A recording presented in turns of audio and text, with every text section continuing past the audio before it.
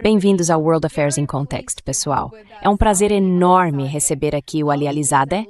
O Ali é jornalista, analista político e apresentador de um programa muito popular, o Jadal, no YouTube e em várias outras plataformas. Ali, bem-vindo de volta ao programa. É muito bom te ver de novo. Muito obrigado, Helena, por convite.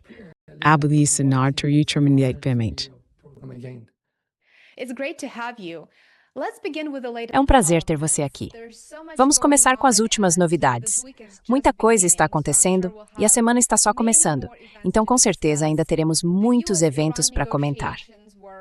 As negociações entre os Estados Unidos e o Irã estavam previstas para acontecer no Paquistão.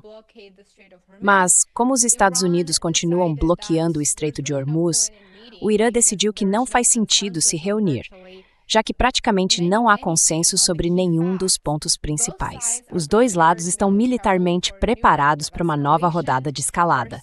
A gente tem visto ativos americanos sendo deslocados para o Oriente Médio praticamente todos os dias. Abbas Araghchi visitou São Petersburgo, na Rússia, no dia 27 de abril, onde se encontrou com o presidente russo Vladimir Putin. Qual é a sua leitura sobre as consultas entre Irã e Rússia nesta semana? E o que você acha que o Sr. Araghchi busca em São Petersburgo?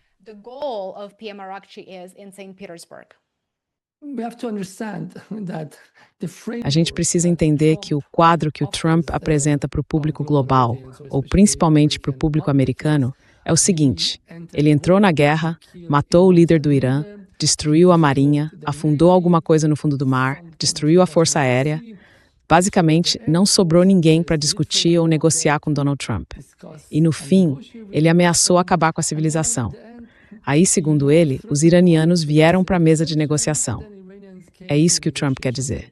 Mas, para os iranianos, a história é completamente diferente. Do ponto de vista deles, o que mostraram para os Estados Unidos e para Israel, e também para todos os outros países, foi a sua capacidade de resistência, tanto política quanto econômica e militar.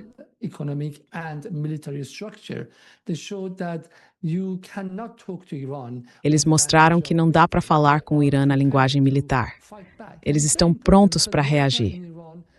E isso é muito importante, porque agora dentro do Irã existe um grande debate. Tem muita gente criticando o país, criticando o fato de o Irã ter aceitado o cessar-fogo no dia 39. Essas pessoas acreditam que o Irã tinha acabado de chegar ao ponto de esgotar os mísseis antiaéreos dos Estados Unidos, de Israel e dos países do Golfo Pérsico. Então, por que parar ali? Se tivessem continuado, poderiam ter imposto muito mais sofrimento. E eles argumentam que, em troca, sim, os Estados Unidos teriam destruído parte da rede elétrica do Irã, parte da infraestrutura, mas que fosse. O Irã já mostrou que tem capacidade de suportar muita dor. Então, isso não seria o fim.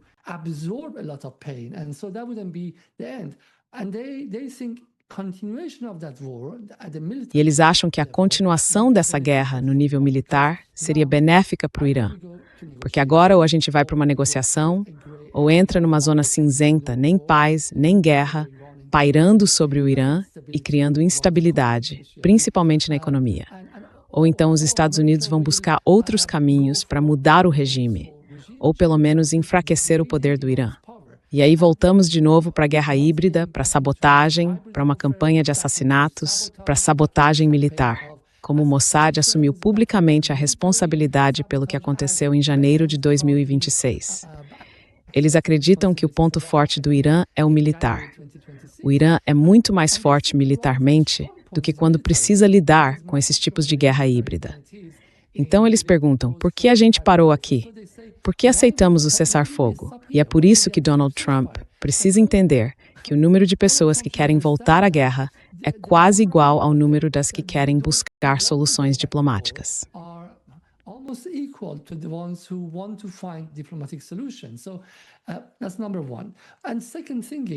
Então esse é o primeiro ponto. E o segundo é que o que o Trump ofereceu ao Irã mostra que ele não aprendeu muito com aqueles 39 dias, ou se aprendeu, esqueceu bem rápido. Eu não sei qual das duas é a verdade, porque pessoalmente eu acredito que o Donald Trump queria uma saída desde muito cedo. E agora a gente sabe, com mais informações, que já no quarto ou quinto dia, o Witkoff procurou o Araghchi e pediu algum tipo de negociação, algum tipo de cessar-fogo. Isso foi no 4º ou 5º dia. E o Irã continuou por mais 34 dias de negociações, durante os quais muita coisa mudou nas coordenadas da guerra. Foi quando o mito da indestrutibilidade do F-35 caiu por terra. E também o mito de que o Irã não tinha nenhum tipo de míssil antiaéreo, porque o Irã atingiu o F-15, atingiu o F-18, atingiu drones caríssimos.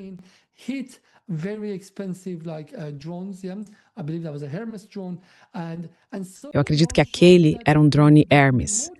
E o que o Irã mostrou foi que quanto mais se envolvia na guerra, mais forte ficava no campo militar. Esse é o primeiro ponto. Depois chegamos ao momento em que o Trump realmente estava procurando uma saída, porque o preço do petróleo chegou a $120 e havia sinais de que poderia subir ainda mais para 130. O mercado não ia bem e a cadeia de suprimentos já começava a sentir os efeitos.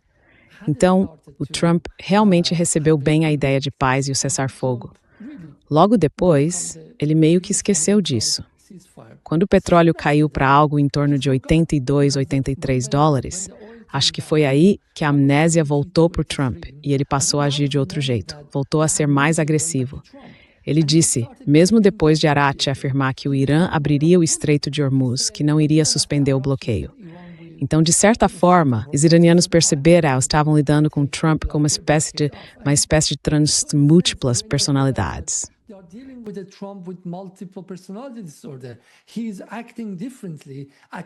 Ele está agindo de forma diferente, de acordo com a pressão que está sofrendo. Então, esse foi outro motivo. De certo modo, os iranianos aprenderam a lição. Mas eu preciso deixar uma coisa bem clara, porque se fala muito sobre Calibaf, sobre Arashi, sobre os linha dura no Irã. Nada disso é verdade. O Irã está agindo como um Estado. Claro que existem facções internas, e as exigências do povo, as exigências da República, é claro, e são muito maiores do que eram antes dessas negociações começarem. Porque eles perderam o líder, pagaram o preço, e pensam, se a gente pagou o preço, queremos estar numa posição mais forte. A gente deve estar numa posição mais forte.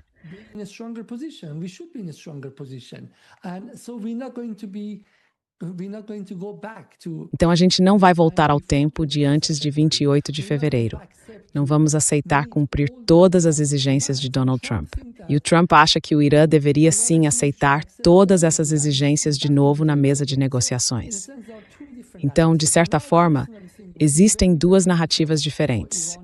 E, pessoalmente, eu acho que seria muito, muito difícil para o Irã e os Estados Unidos chegarem de fato a um acordo final. A possibilidade real disso acontecer praticamente não existe.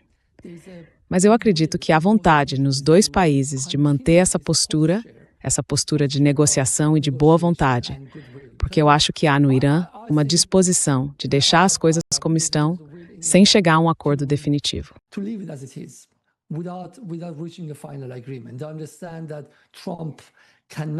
Eles entendem que o Trump não consegue chegar a um acordo. Mas aí pensam, conseguimos o que queríamos. O Estado está lá. Mostramos ao mundo quem manda no Golfo Pérsico e no Estreito de Hormuz. Vamos tomar isso para nós.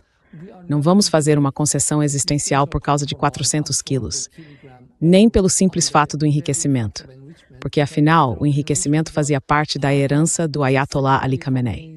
E Abraham diz que essa é suited to my form de Tanidere, Hugo Maran Sporel. The previous leader, who was also a spiritual leader, and that would be very difficult to sell that to the. E isso seria muito difícil de vender para o público dentro do país.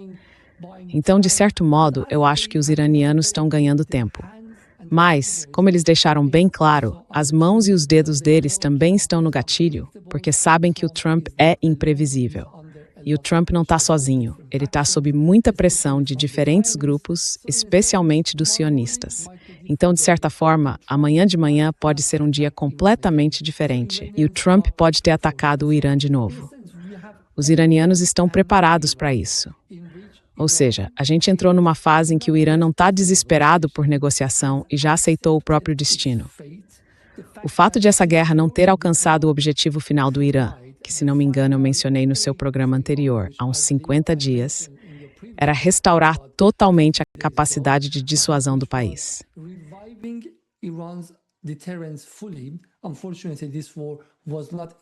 Infelizmente, essa guerra não foi suficiente para restaurar a capacidade de dissuasão do Irã. Ela mudou bastante o equilíbrio de poder, favorecendo o Irã. Mas isso ainda não é o bastante para encerrar a guerra. Mesmo assim, os iranianos conseguem conviver com essa situação.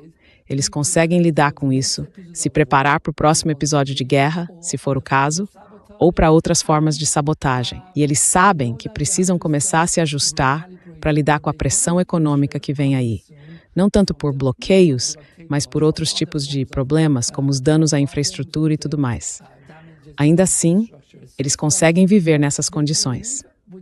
Então, se o Trump acha que vai criar esse inferno de nem paz nem guerra para torturar os iranianos vão dizer não.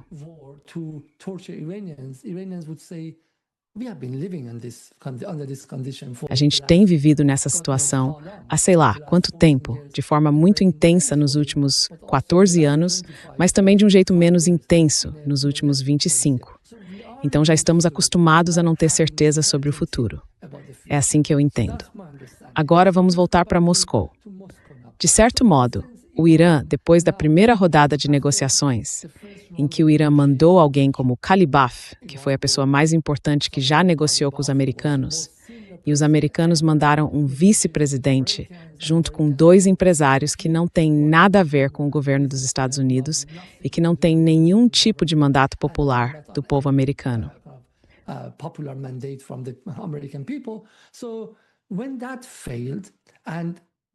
Então, quando isso fracassou e as exigências dos americanos foram tão absurdas, e eles não demonstraram compreensão suficiente de como essa guerra mudou a posição deles, agora os iranianos estão agindo de forma diferente.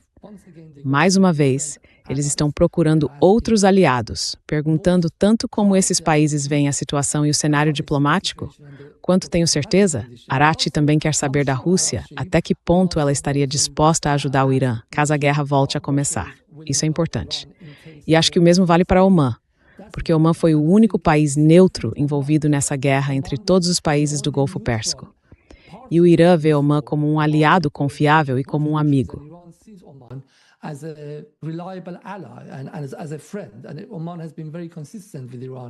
E o Omã tem sido muito consistente em relação ao Irã ao longo dos últimos anos. Não só nas 4 décadas depois da Revolução, mas até antes disso. Antes da Revolução, o Omã já tinha laços estratégicos muito fortes com o Irã. Então, de certa forma, eles estão visitando amigos. Porque, embora o Irã demonstre muito respeito pelo Paquistão, não existe uma confiança total no Paquistão. Eles sabem que Hassan Munir tem uma relação pessoal muito próxima com Donald Trump e também sabem que o governo paquistanês costuma dar mais atenção às necessidades dos americanos do que às do Irã, no fim das contas. Por isso, o Irã aceitou o Paquistão por vários motivos, mas com uma certa hesitação, sabendo que não há uma confiança de 100%. E é justamente por isso que Arati está fazendo essa rodada de conversas. Tanto por motivos diplomáticos, quanto por causa da guerra, que pode começar a qualquer momento.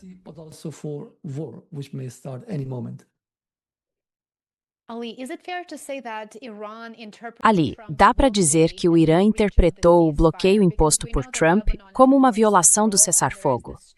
Porque a gente sabe que o Líbano é, claro, uma peça central, e existe aquele truque que Trump e Netanyahu usaram para dizer que o cessar-fogo se estendia a todo o Líbano, com exceção do Hezbollah. Isso, na prática, dava a Israel o direito de continuar sua ofensiva militar no sul do Líbano, sob o argumento de estar combatendo o Hezbollah, mas deixando o Líbano de lado, falando especificamente do bloqueio. Quando o Irã olha para o que aconteceu em relação ao bloqueio e ao acordo que tinha com o governo Trump, o acordo de cessar-fogo, dá para dizer que o Irã viu isso como mais uma violação do entendimento com a administração Trump.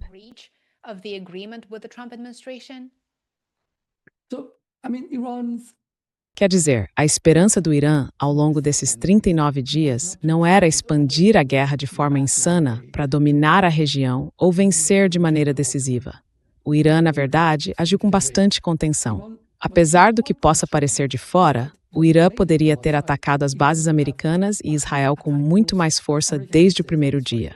Mas, por motivos militares, pensando que essa guerra pode durar, decidiram se conter um pouco. E também porque não queriam ampliar o conflito além do que os Estados Unidos já tinham feito. O Irã se vê como uma potência defensiva, não ofensiva. Isso é muito importante de entender. Muita gente dizia ao governo iraniano que com 2 porta-aviões americanos na região, o assassinato do Ayatollah Khamenei era iminente.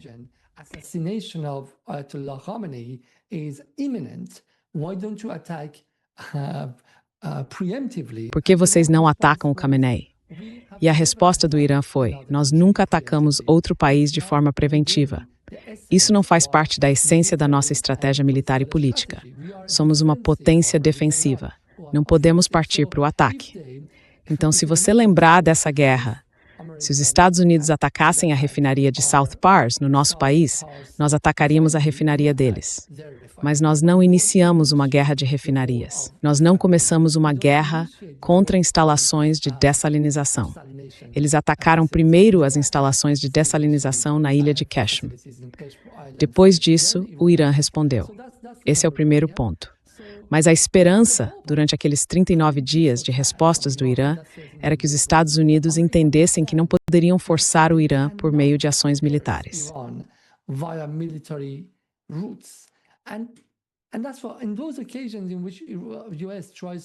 E é por isso que, nas ocasiões em que os Estados Unidos tentam ser mais espertos que o Irã no campo militar, o Irã se levanta de novo e diz não. Isso é uma violação de qualquer tipo de negociação ou de qualquer tipo de acordo. Nesse caso, preferimos voltar à guerra a ter a sua espada sobre a nossa cabeça mais uma vez, porque vocês já mantiveram essa espada sobre nós por muitos anos e não aceitamos mais isso. Querem negociar? Então vamos negociar de forma neutra. Sobre o fechamento do Estreito de Hormuz, o Irã nunca usa esse termo, nunca diz fechamento. Mas essas são nossas águas territoriais, de acordo com o direito internacional. Temos o direito de supervisionar quem entra e quem sai, e cabe a nós não permitir a passagem de certos navios de países que têm inimizade com os iranianos. Esse é o nosso direito.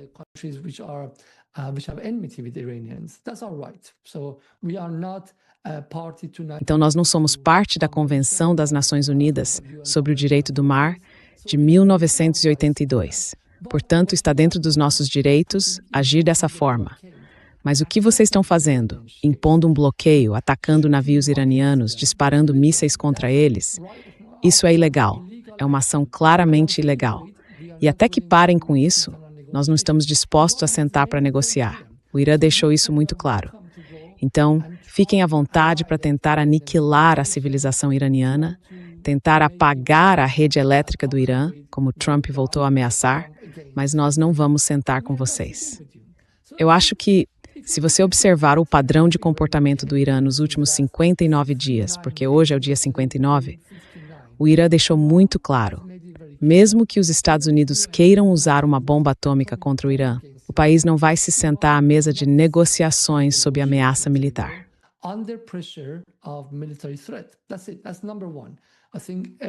É isso.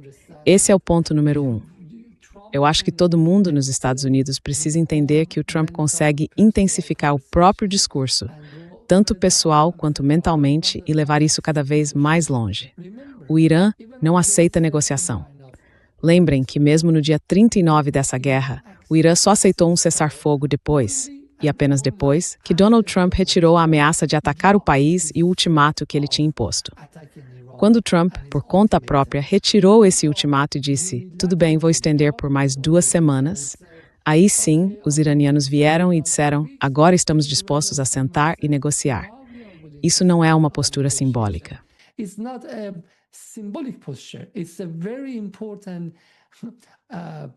É uma posição política real e muito importante, um entendimento baseado em 47 anos de um tipo ou outro de cerco dos Estados Unidos contra o Irã. O Irã quer acabar com isso de uma vez por todas. Já não é mais 1990, quando os Estados Unidos trouxeram todos os seus navios militares para essa região e cercaram o Irã com 26 bases militares. Na visão dos iranianos, essa era acabou. Então, e a era que começou com o colapso da União Soviética, quando a região foi totalmente ocupada e dominada pelos Estados Unidos, chegou ao fim. E essa guerra foi um evento muito importante, um catalisador que acelerou esse fim. Então, esse é o primeiro ponto.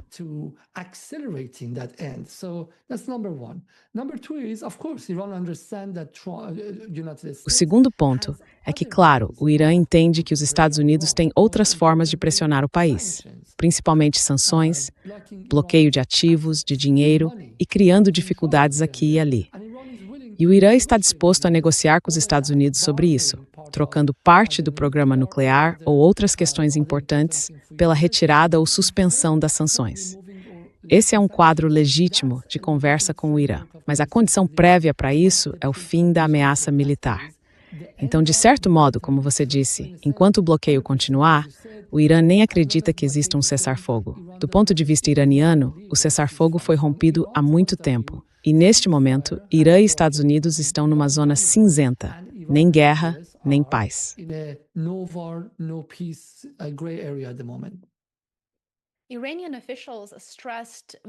Autoridades iranianas enfatizaram várias vezes que gostariam de buscar uma solução diplomática. E eu acho que é isso que o público ocidental precisa realmente tentar entender. O lado iraniano tem mostrado de forma consistente vontade política e capacidade de enviar delegações de alto nível para negociar com os Estados Unidos. Eles já negociaram com os Estados Unidos em junho de 2025, depois novamente em fevereiro de 2026 e mais recentemente em abril, em Islamabad. E foi o presidente Trump quem demonstrou total falta de moderação e acabou minando qualquer confiança que aliados e adversários ainda pudessem ter na capacidade do seu governo de agir de forma racional. Agora, se a gente olhar para Irã e para os seus objetivos nessa situação tão instável e perigosa, quais seriam, na visão do Irã, os termos razoáveis ou justos para um possível acordo com os Estados Unidos?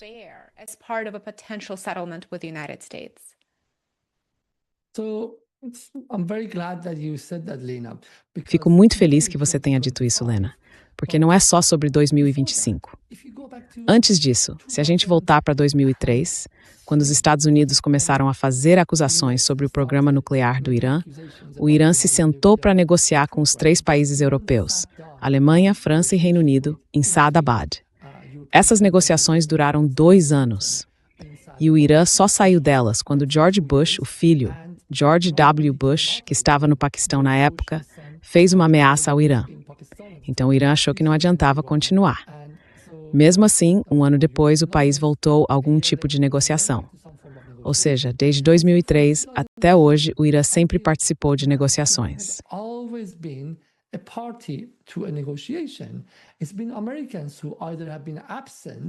E foram os americanos que ou estiveram ausentes, ou quando sentaram à mesa de negociação, chegaram cheios de ameaças. Toda vez que vinham negociar, a marinha deles, um dos porta-aviões, também se movia em direção ao Golfo Pérsico, como forma de intimidar os iranianos. Então, de certo modo, o lado agressivo aqui não é o Irã.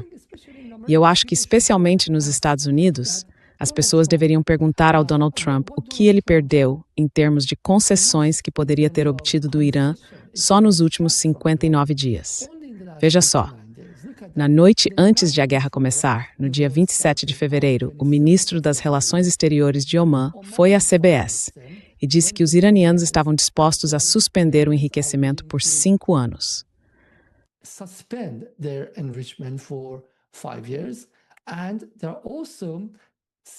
E eles também estão mandando um sinal de que falar sobre o programa de mísseis não está fora de questão.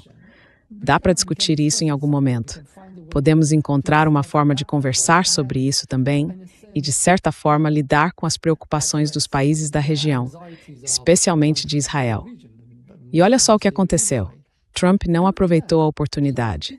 6 horas depois, ele mandou assassinar um líder iraniano. Então, de certo modo, se ele é um apostador, é um péssimo apostador.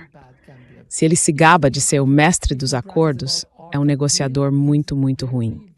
Ele está mostrando uma capacidade de negociação bem fraca, porque, no fim das contas, durante essa guerra, ele piorou muito a própria posição em relação ao que tinha antes dela.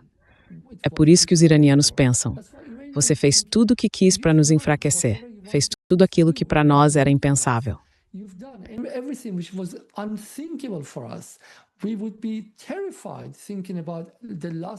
A gente ficaria apavorado só de pensar na perda do líder, na perda de Ali Larijani, que é o chefe do Conselho de Segurança Nacional, na perda do comandante da Guarda Revolucionária, na perda do ministro da Inteligência, do comandante de inteligência da Guarda. Então, de certo modo, vocês fizeram de tudo para enfraquecer nossas forças militares e políticas, e mesmo assim a gente sobreviveu. E o fato de termos sobrevivido mostra que somos fortes o bastante para não aceitar negociar nos mesmos termos de antes. Esse é o problema, porque o Trump nega os próprios erros. Ele não quer reconhecer nem admitir que perdeu esse jogo por ter se deixado manipular pelo Netanyahu, pelos israelenses e pelos sionistas.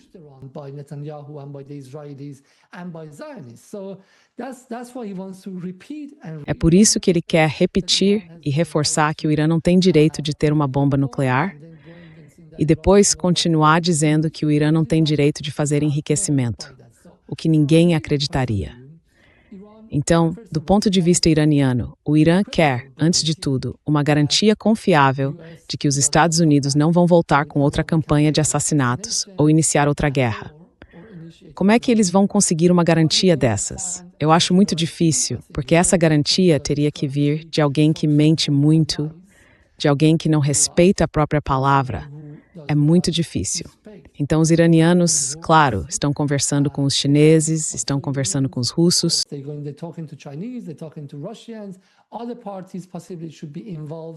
Outros países talvez devessem estar envolvidos. Ou mais importante ainda, o Irã precisa manter poder real o suficiente para ter influência, para obrigar o Trump a cumprir o que prometeu e manter a palavra dele. Porque, de certa forma, o Trump precisa disso. Ele é um mentiroso patológico. Então, ele precisa de uma pressão real para conseguir se manter fiel ao que disse.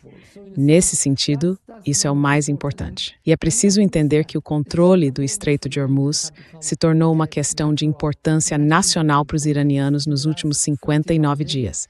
Nenhum negociador político, nem o Sr. Arati, nem alguém acima dele, ninguém teria condições de abrir mão do controle do Irã sobre o Estreito de Hormuz.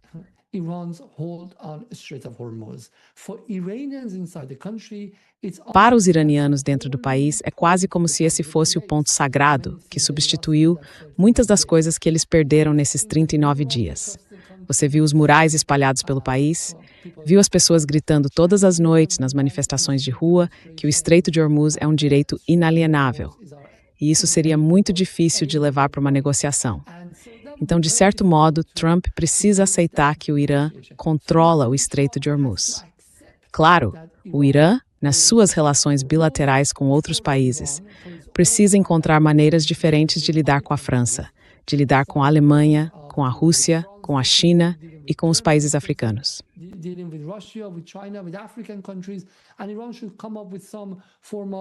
E o Irã precisa encontrar algum tipo de relação, porque simplesmente colocar um reforço de pedágio não seria útil para o país.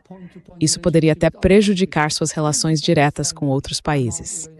E os formuladores de políticas iranianos entendem isso. Agora, os Estados Unidos, Israel ou a União Europeia quererem abrir o Estreito de Hormuz à força, isso está fora de questão. Não tem como, porque nem os líderes iranianos permitiriam, nem mesmo que quisessem, o próprio povo aceitaria isso. Esse é o primeiro ponto. O segundo é que na questão nuclear também há muito pouco espaço para manobra, porque, como eu disse, o programa nuclear já existe há 25 anos. E o Irã pagou um preço muito, muito alto por isso. Is being seen as part and parcel of Iran's development, Iran's independence. It is as important to Iranians as nationalization of oil was for the government of Dr. Mossadegh in 1952-53. So I think it's very unwise for Americans to reiterate and repeat that Iran has no right for enrichment. is very silly as well, because they should focus on the fact that Iran should not move towards weaponization of nuclear enrichment, or Iran should give enough guarantee to against building a nuclear bomb. That's something that Americans can even bring more other countries into behind this demand, and that's a reasonable thing for them to do. But when they come and say, after all these years, after all these É só pensar em quantos cientistas nucleares envolvidos no Irã, se é por Estados Unidos, se é por Israel, é sobre essa strength.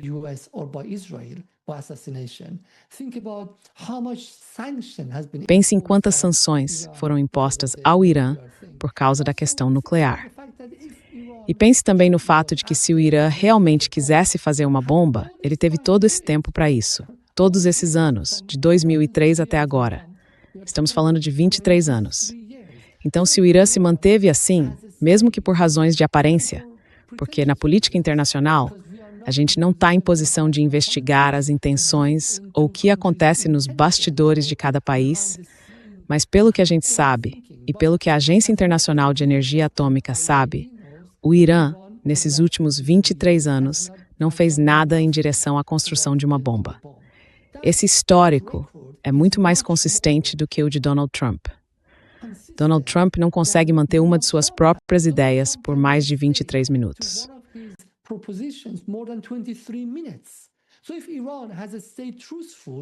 Então, se o Irã tem sido fiel à promessa de não fabricar uma bomba por 23 anos e não fez nada em direção à militarização da energia nuclear, eu acho que isso é algo que as pessoas nos Estados Unidos e na União Europeia deveriam reconhecer, deveriam aceitar. Porque, veja, se o Irã sai desse acordo, como a União Europeia e os Estados Unidos saíram dele desde a meia-noite de julho de 2025, isso significa que nenhum inspetor vai entrar no Irã. Significa que não haverá inspetores da Agência Internacional de Energia Atômica. E com isso, o Irã vai ter muito mais liberdade para fazer o que quiser. Esse é o problema. Eu acho que se as exigências dos Estados Unidos ficarem mais claras e mais estratégicas, aí sim, eu, você ou qualquer outra pessoa poderíamos discutir o que os iranianos querem. Mas o que é muito confuso agora é que Donald Trump não sabe o que ele quer. Olha só.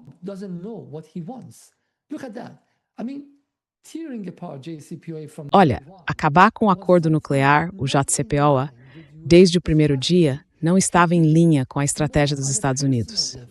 Ele fez isso muito mais por uma questão pessoal, para atacar o governo do Barack Obama e dizer que eles não eram bons negociadores. E veja só o resultado.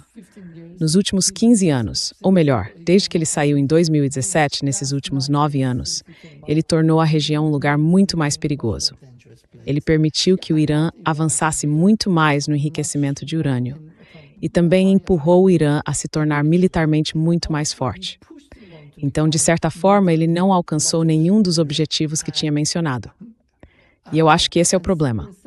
Se os Estados Unidos dizem, eu quero isso, quero impedir o Irã de se tornar uma potência nuclear, então os iranianos podem começar a conversar com ele e dizer, podemos te dar essas garantias e podemos envolver outros países. Podemos voltar às inspeções da Agência Internacional de Energia Atômica e por aí vai.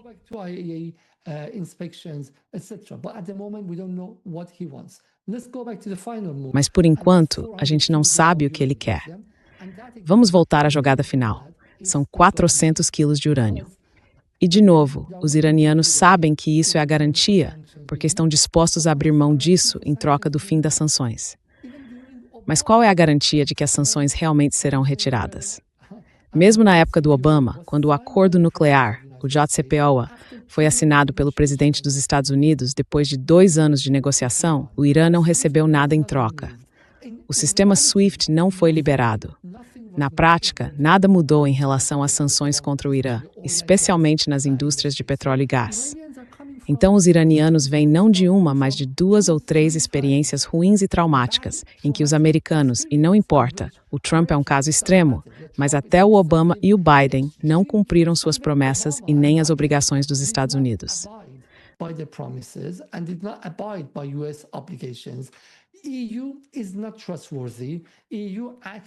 A União Europeia não é confiável. Ela age como uma espécie de zona de amortecimento, ganhando tempo para os Estados Unidos, enquanto as mãos do Irã estão amarradas. Então, eles também não são confiáveis.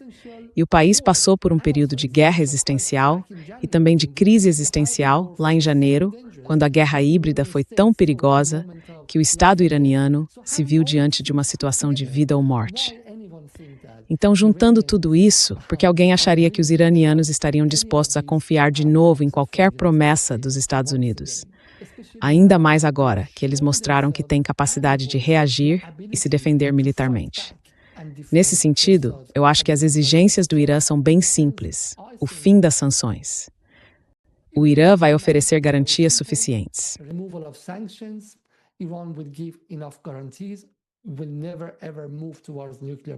Nós nunca, jamais, vamos caminhar na direção de uma bomba nuclear.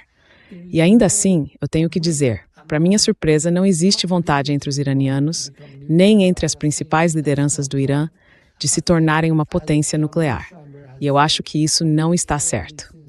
Eu acho, como John Mearsheimer deixou muito claro desde 2010, que o Irã já deveria ter se tornado nuclear há muito tempo. Isso teria poupado não só o Irã, mas também toda a região de tantas guerras e tanta instabilidade. E tirando Israel, eu tenho certeza de que outros países da região, que sempre foram hostis ao Irã, também teriam se beneficiado dessa paz, uma paz duradoura, porque isso teria trazido equilíbrio para a região. Mas mesmo assim, por motivos religiosos e também por outras razões, os iranianos não querem seguir o caminho nuclear.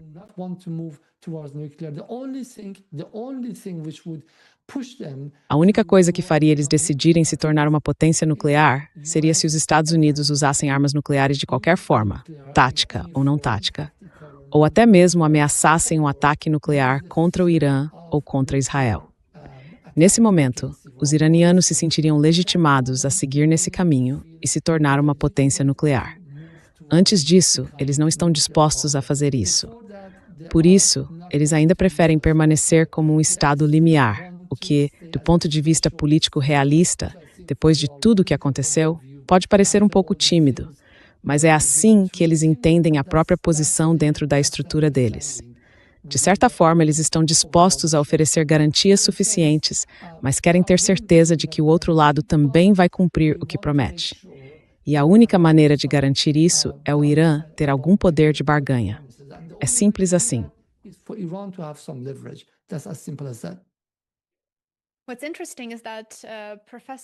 O interessante é que o professor John Mearsheimer, um professor americano, para quem não conhece o trabalho dele, também argumentou que os Estados Unidos conseguem conviver com um Paquistão com armas nucleares, por exemplo, ou com uma Coreia do Norte com armas nucleares. E não existe absolutamente nenhum motivo relacionado à segurança nacional para os Estados Unidos se sentirem ameaçados por um Irã com armas nucleares.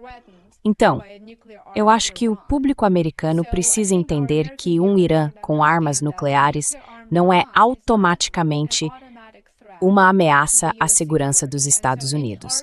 E qualquer argumento que diga, mas é porque o Irã está buscando a bomba, o que não é verdade, não há prova disso. Não existe nenhuma informação de inteligência militar que mostre que o Irã tenha buscado deliberadamente ou queira buscar a militarização do seu programa nuclear. Não tem razão para acreditar que um Irã com armas nucleares seria automaticamente uma ameaça para os Estados Unidos.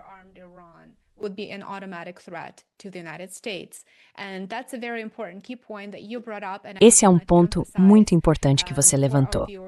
E eu só queria destacar para os nossos espectadores que talvez não conheçam tão bem o trabalho do John Mearsheimer e aquelas principais preocupações de segurança nacional dos Estados Unidos. Agora, outra coisa que eu queria mencionar é, claro, o desejo de Trump de transferir o urânio altamente enriquecido para terceiros, ou talvez para aliados ocidentais. E isso é algo que não dá para reverter depois que acontece. Não é como se o Irã, por exemplo, se os Estados Unidos mudarem de posição de novo, pudesse simplesmente pegar esse urânio de volta.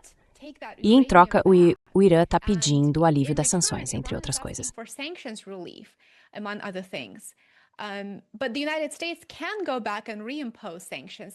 Mas os Estados Unidos podem voltar atrás e restabelecer as sanções quando quiserem, a qualquer momento no futuro.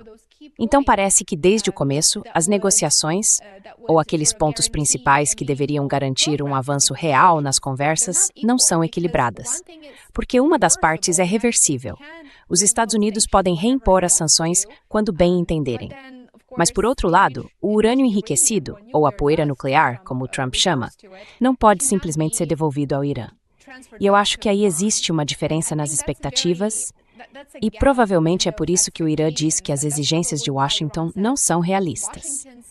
Por isso, parece que há muito pouco terreno comum para que as negociações comecem ou sejam retomadas neste momento.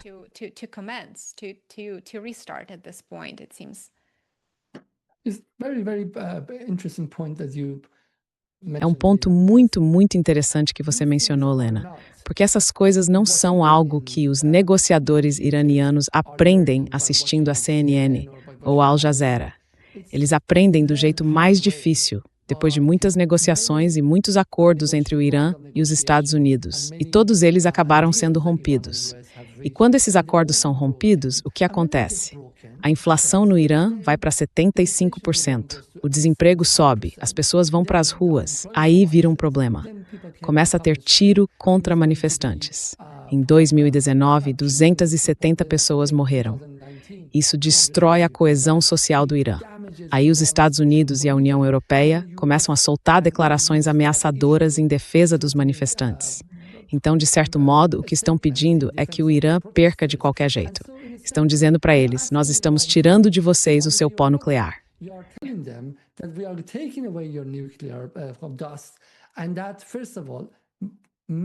E isso, antes de tudo, pode nos encorajar a atacar vocês de novo.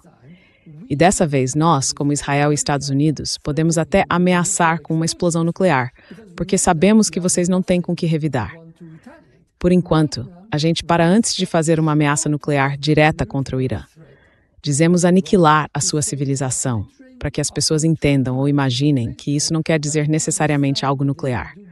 Mas evitamos usar a palavra nuclear.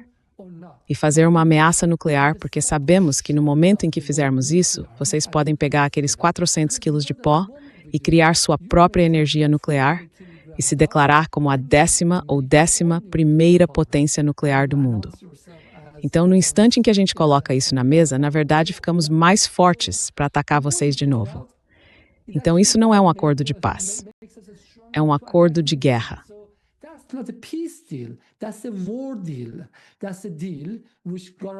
Esse acordo, com certeza, vai levar a mais uma rodada de guerra e ataques.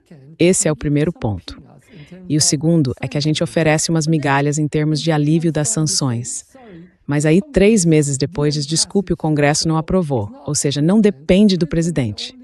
O presidente só pode suspender uma parte muito pequena das sanções. A maior parte está nas mãos do Congresso e o Congresso não quis. Lamento, mas é isso. E mesmo que o presidente faça algo, não há garantia de que os bancos e o sistema financeiro vão acompanhar.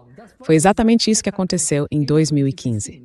Por isso, o Saif, chefe do Banco Central do Irã, disse no Conselho de Relações Exteriores, em março de 2016, que o acordo nuclear não deu nada ao Irã. Zero. Nada. Estou citando as palavras dele.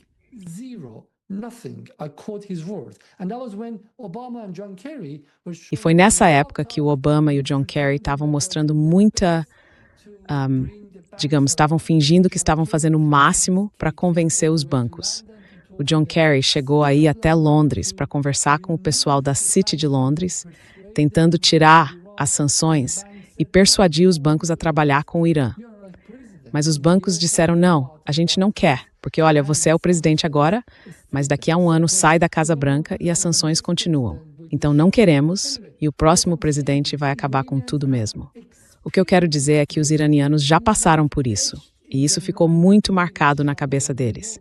Eles sabem que não vão dar nada em troca de algo que o Trump promete entregar só daqui a 6 meses, como se fosse um cheque para depositar depois.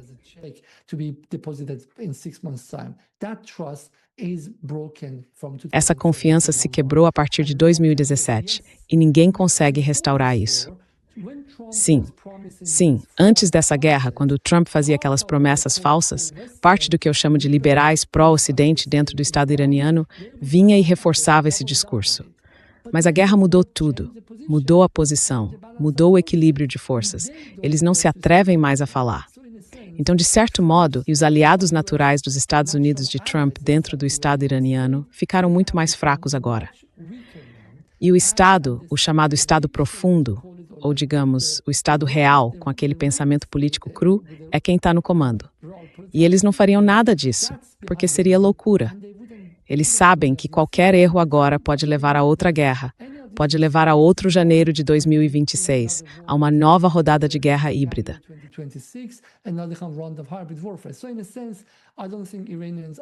De certa forma, eu não acho que os iranianos estejam dispostos a abrir mão dos seus 400 quilos, em nenhuma hipótese, a menos que recebam algo concreto dos Estados Unidos. Tipo, por exemplo, se eles descongelarem os ativos, como Obama fez. O Obama liberou cerca de 150 bilhões de dólares em ativos, mandou em forma de dinheiro vivo. Mas o Trump pode fazer isso? Seria muito constrangedor para ele, porque ele construiu toda uma carreira atacando o Obama por ter mandado dinheiro para os mulás. Se ele fizer a mesma coisa, vai ser atacado por todos os democratas e, claro, nos bastidores, por muitos dos seus chamados aliados sionistas. Eles vão vir e fazer uma caricatura dele. Então, de certa forma, as mãos dele estão atadas para descongelar os ativos do Irã e mandar dinheiro para os iranianos também. E ele mesmo disse isso.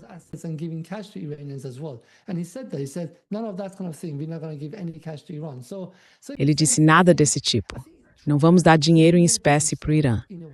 Então, de certo modo, acho que o Trump se encurralou. Não tem saída. O Trump é muito bom em escalar e de repente achar uma saída e fugir. Mas dessa vez parece que não existe mais esse Trump. Ele vai sair do Oriente Médio, vai deixar a Ásia Ocidental como uma região devastada, sem nenhuma conquista, como uma ferida aberta para os Estados Unidos, sem solução. E isso vai pesar sobre ele. Eles acharam que fazer isso seria útil para eles.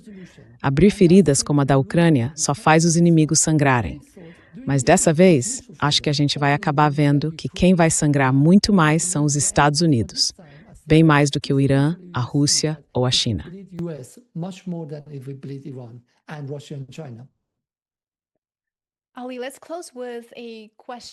Ali, vamos encerrar com uma pergunta sobre o envolvimento da Rússia e da China. Abbas Araghchi está neste momento em São Petersburgo. Pelo que sei, ele ainda planeja viajar para Pequim em seguida, e pelo que entendo, a China tem desempenhado um papel importante ao ajudar o Irã com dados de inteligência, entre outras coisas. Fala pra gente qual é a sua percepção sobre as relações entre o Irã e a China neste momento, e qual é o objetivo da visita de Araghchi a Pequim?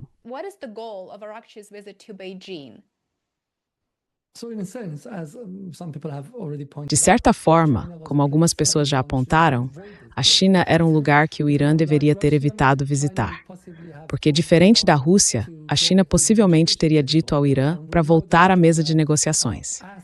E a gente sabe que a China pediu ao Irã, ou pelo menos sugeriu, que retomar as negociações e aceitar um cessar-fogo poderia ser algo benéfico.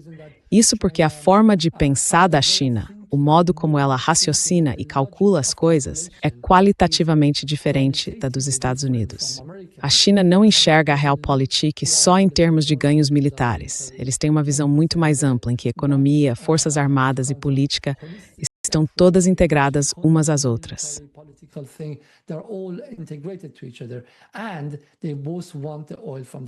Os dois querem o petróleo da região, mas a China não pensa só em uma única commodity de cada lugar. A China gosta dos mercados e está aproveitando o envolvimento econômico com os países do Golfo Pérsico. Então, a instabilidade na região não é algo que os chineses desejam. Por isso, eles estavam interessados em uma redução geral das tensões. O bloqueio também tinha como alvo o Irã e a China. Trump pensou, agora que o petróleo venezuelano está fora de circulação para a China, vamos tirar também o petróleo do Irã, 2 milhões, e ainda os 10 milhões de barris por dia que passam pelo Estreito de Hormuz. Isso tudo fora de circulação. Assim é melhor. A gente pode realmente pressionar a China.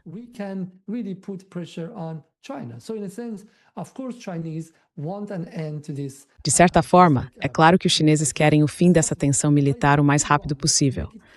Mas cabe ao Irã deixar claro para a China que eles estão lidando com uma crise existencial. E se não conseguirem resolver isso, ou se não conseguirem expulsar os americanos agora, essa situação vai voltar de outras formas, com mudanças, mais cedo ou mais tarde. Então, um Irã instável, ou um Irã sujeito a caos interno, é mais perigoso para a China do que a situação atual. Veja só, foi exatamente isso que aconteceu entre Putin e Xi Jinping. Os dois assinaram aquele acordo de amizade eterna na China em novembro ou dezembro de 2021. E depois, no dia 24 de fevereiro de 2022, Putin foi lá e atacou a Ucrânia.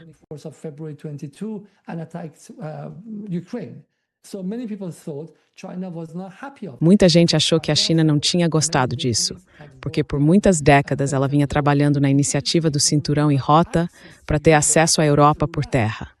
E a guerra na Ucrânia acabou destruindo completamente esse plano. Mesmo assim, a China engoliu isso, aceitou o fato de que a Rússia precisa dessa guerra por razões existenciais e acabou acompanhando. Eu acho que agora depende dos iranianos. Se eles vão conseguir convencer os chineses de que precisam embarcar nessa e que o benefício a longo prazo vai ser maior do que isso. Então, eu não sei o que o Abbas Arafshan acha que os colegas chineses dele vão dizer. Mas tenho certeza de que essa é a esperança do Irã, de que, de alguma forma, eles consigam convencê-los como aliados e amigos de que, neste momento, é preciso priorizar os cálculos militares e estratégicos do Irã, acima das necessidades e chineses.